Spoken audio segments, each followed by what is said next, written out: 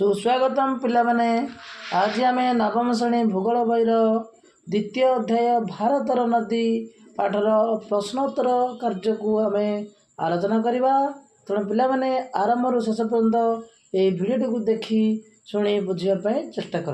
तो पिलामाने आस यही अभ्यास प्रश्नोत्तर को आम आलोचना करवा। एक चारोटी संभाव्य उत्तर मध्य ठीक टू आम बाछि लिखा। ये लिखाई क्यों नदीटी आरब सागर रे पड़ी। यार ऑप्शन देछि कृष्णा, कावेरी, नर्मदा, मेघना।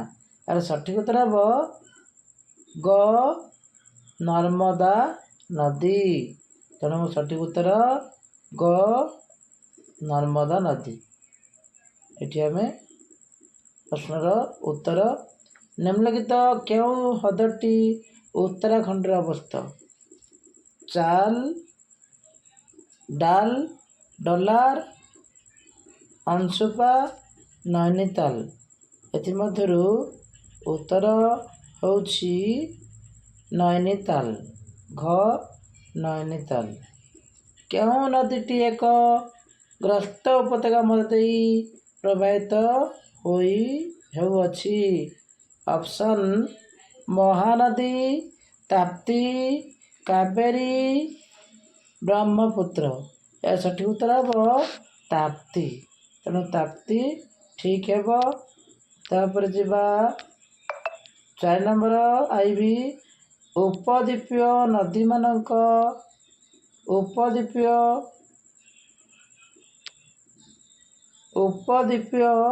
नदी मानक मध्य केउंटर दैर्घ्य सबुठारु अधिक।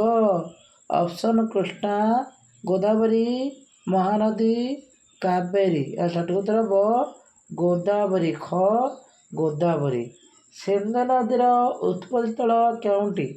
जमुनेत्री, मानसरोवर, अमरकंटक मालभूमि, सातपुरा पर्वतश्रेणी। सठिक उत्तर हम मानसरोवर। मानसरोवर। क्यों नदीर अववाहिका अंचल भारतर सबुठारु बड़। ऑप्शन ब्रह्मपुत्र, सिंधु, गंगा, गोदावरी। यार सठिक उत्तर हम गंगा। Question number 2। निम्नलिखित प्रश्नଗୁଡ଼ିकर उत्तर संक्षेप लिख। संक्षेप आम उत्तर देवा। जल विभाजिका कहले कौन बुझा जाए। गोटे उदाहरण दियो। यार उत्तर लिखा। जल विभाजिका कहले कौन बुझा जाए। पहाड़, पर्वत, कौन से को उच्चभूमि दुईटी अववाहिका अंचल को पृथक कले सही पहाड़, पर्वत बा उच्चभूमि को उच्च विभाजिका कहा जाए। यार उदाहरण देवा। पश्चिमघाट पर्वतमाला, हिमालय पर्वतश्रेणी होछि यार उदाहरण।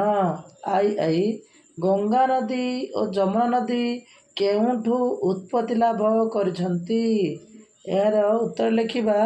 हिमालय पर्वतर गोमुख नामक स्थान में गंगोत्री तुषार स्रोतरु भागीरथी नदी नाम रे गंगा उत्पत्ति लाभ करिछि। देवप्रयाग ठारे अलकानंदा नदी सह मिसी गंगा नाम धारण करी प्रवाहित होइछि। आई जमुना नदी हिमालयस्थ जमुनेत्री हिमबाहरु उत्पत्ति लाभ करी गंगा सह समांतराल भाव में प्रवाहित होउछि। आई गंगा नदी केउं दुईटी नदीर मिलन द्वारा सृष्टि होइछि एवं केउंठारे। यार उत्तर लिखा। भागीरथी एवं अलकानंदा नदी दुईटी मिलित होई गंगा नदी सृष्टि होइछि। देवप्रयाग ठारे एही नदीद्वय मिलित होइछंती। तापरे आई भी तिब्बत रे ତିବ୍ବତରେ ବ୍ରହ୍ମପୁତ୍ରର ଗତିପଥ ଅଧିକ ହେଲେ ମଧ୍ୟ କାହିଁକି କମ୍ ପରିମାଣର ପଟୁ ବହନ କରେ? ଏହାର ଉତ୍ତର ଲେଖିବା। ତିବ୍ବତ ଏକ ଥଣ୍ଡା ଓ ଶୁଷ୍କ ଅଞ୍ଚଳ। ଫଳରେ ତିବ୍ବତରେ ବ୍ରହ୍ମପୁତ୍ର ନଦୀରେ ଖୁବ୍ କମ୍ ଜଳ ପ୍ରବାହିତ ହୁଏ। ତେଣୁ କମ୍ ଜଳ ପ୍ରବାହ ଓ ପ୍ରଖର ଗତି କାରଣରୁ ଏହା କମ୍ ପଟୁ ବହନ କରେ। 5. କେଉଁ ଦୁଇଟି ଉପଦ୍ୱୀପୀୟ ନଦୀ ଗଙ୍ଗା ନଦୀର ଦକ୍ଷିଣ ପଟେ ଏହା ସହିତ ମିଶିଛନ୍ତି? ଏହାର ଉତ୍ତର ଲେଖିବା। ଚମ୍ବଲ ଓ ସୋନ ନଦୀ ଗଙ୍ଗା ନଦୀର ଦକ୍ଷିଣ ପଟେ ଏହା ସହିତ ମିଶିଛନ୍ତି। ବର୍ତ୍ତମାନ ଆମେ 3 ନମ୍ବର ପ୍ରଶ୍ନର ଉତ୍ତର ଦେବା। ହ୍ରଦଗୁଡ଼ିକର ଅର୍ଥନୈତିକ ଅବଦାନ ସମ୍ପର୍କରେ ଆଲୋଚନା କର। ଏହାର ଉତ୍ତର ଲେଖିବା। ହ୍ରଦଗୁଡ଼ିକର ଅବଦାନଗୁଡ଼ିକ ନିମ୍ନମତେ ବର୍ଣ୍ଣନା କରାଯାଇଛି। ହ୍ରଦଗୁଡ଼ିକ ଜଳ ପ୍ରବାହିତ ନିୟନ୍ତ୍ରଣରେ ସାହାଯ୍ୟ କରନ୍ତି। ଅଧିକ ବୃଷ୍ଟିପାତ ସମୟରେ ଏହା ବୃଷ୍ଟିଜଳ ସଂଗ୍ରହ କରି ବନ୍ୟା ନିୟନ୍ତ୍ରଣ କରେ। ଶୁଷ୍କ ଋତୁରେ କେନାଲ ମାଧ୍ୟମରେ ଜଳସେଚନରେ ସାହାଯ୍ୟ କରେ। ଜଳବିଦ୍ୟୁତ୍ ଶକ୍ତି ଉତ୍ପାଦନରେ ମଧ୍ୟ ସାହାଯ୍ୟ କରେ। ନିକଟବର୍ତ୍ତୀ ଅଞ୍ଚଳର ଜଳବାୟୁକୁ ସମଭାବାପନ୍ନ କରେ। ଜଳୀୟ ପରିସଂସ୍ଥା ସୃଷ୍ଟି କରିବା ସହ ପ୍ରାକୃତିକ ସୌନ୍ଦର୍ଯ୍ୟ ବୃଦ୍ଧି, ପର୍ଯ୍ୟଟନର ବିକାଶ ଓ ଚିତ୍ତ ବିନୋଦନରେ ସାହାଯ୍ୟ କରେ। 4 ନମ୍ବର ପ୍ରଶ୍ନର ଉତ୍ତର ଆମେ ପ୍ରଶ୍ନ ପଢ଼ିବା। ହିମାଳୟରୁ ବାହାରିଥିବା ଉପଦ୍ୱୀପୀୟ ନଦୀଗୁଡ଼ିକ ମଧ୍ୟରେ ଥିବା ଉଲ୍ଲେଖନୀୟ ପାର୍ଥକ୍ୟଗୁଡ଼ିକ ସମ୍ବନ୍ଧରେ ଆଲୋଚନା କର। ଏହାର ଉତ୍ତର ଲେଖିବା। ହିମାଳୟରୁ ବାହାରିଥିବା ଉପଦ୍ୱୀପୀୟ ନଦୀଗୁଡ଼ିକ ମଧ୍ୟରେ ନିମ୍ନୋକ୍ତ ପାର୍ଥକ୍ୟଗୁଡ଼ିକ ପରିଲକ୍ଷିତ ହୁଏ। ଜଳ ପ୍ରବାହ। ହିମାଳୟରୁ ବାହାରୁଥିବା ନଦୀଗୁଡ଼ିକ ଚିରସ୍ରୋତା। କାରଣ ବର୍ଷା ଋତୁ ସମୟରେ ବୃଷ୍ଟି ଜଳ ଦ୍ୱାରା ପୂର୍ଣ୍ଣ ଥାଏ ଏବଂ ଗ୍ରୀଷ୍ମକାଳରେ ହିମାଳୟ ପର୍ବତ ଉପରିସ୍ଥ ବରଫ ତରଳି ନଦୀରେ ଜଳ ପ୍ରବାହ ହୁଏ। ତେଣୁ ଏଗୁଡ଼ିକ ସୁନାବ୍ୟା।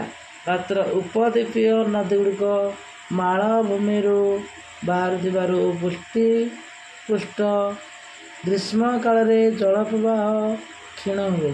ତେଣୁ ସୁନାବ୍ୟା ନୁହନ୍ତି। ଦୈର୍ଘ୍ୟ ଓ ଗଭୀରତା।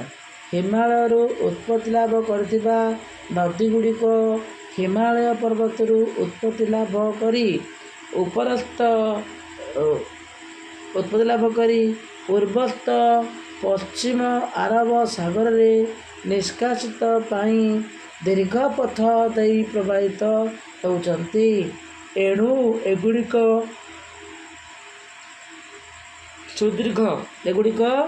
ସୁଦୀର୍ଘ ଓ ଗଭୀର। ଏଗୁଡ଼ିକର ବିସ୍ତୃତି ଅବବାହିକା ଅଞ୍ଚଳ ରହିଥାଏ।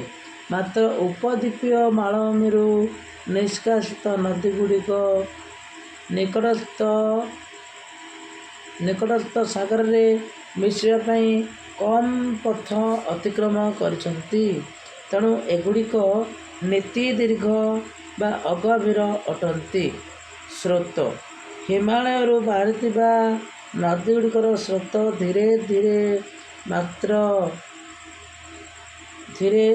ମାତ୍ର ଉପଦ୍ୱୀପୀୟ ନଦୀଗୁଡ଼ିକର ସ୍ରୋତ ପ୍ରଖର ଅଟେ। 5 ନମ୍ବର ପ୍ରଶ୍ନ। ଉପଦ୍ୱୀପୀୟ ପଶ୍ଚିମ ବାହିନୀ ଓ ପୂର୍ବ ବାହିନୀ ନଦୀ ମଧ୍ୟରେ ତୁଳନା କର। ଏହାର ଉତ୍ତର ଲେଖିବା।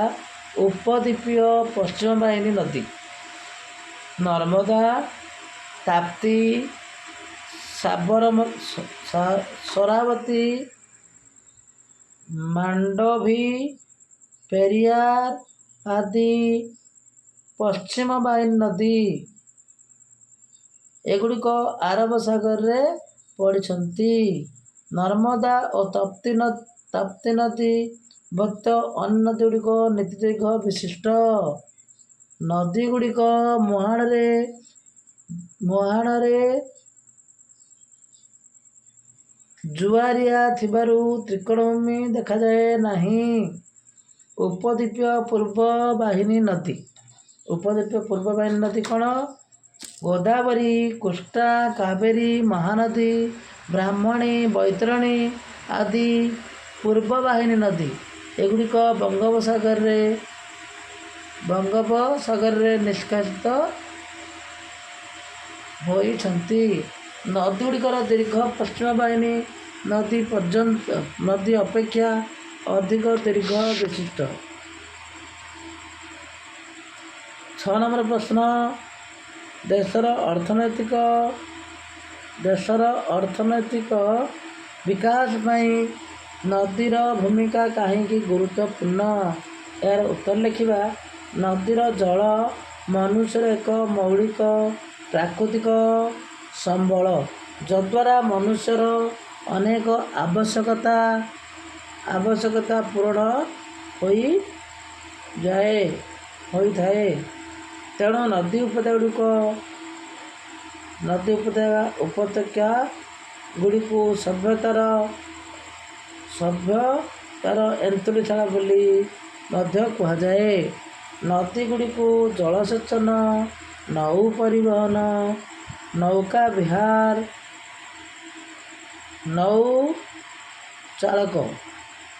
ନୌଚାଳନା, ଜଳବିଦ୍ୟୁତ ଶକ୍ତି ଉତ୍ପନ୍ନ, ନୌବାହିନୀର ନୌଚାଳନା, ଜଳବିଦ୍ୟୁତ ଶକ୍ତି ଉତ୍ପାଦନ ଆଦି କାର୍ଯ୍ୟରେ ବ୍ୟବହାର କରାଯାଏ। ଅନ୍ୟ ଏକ ରେଖାଙ୍କିତ ମାନଚିତ୍ରରେ ଚିଲିକା, ସମ୍ବର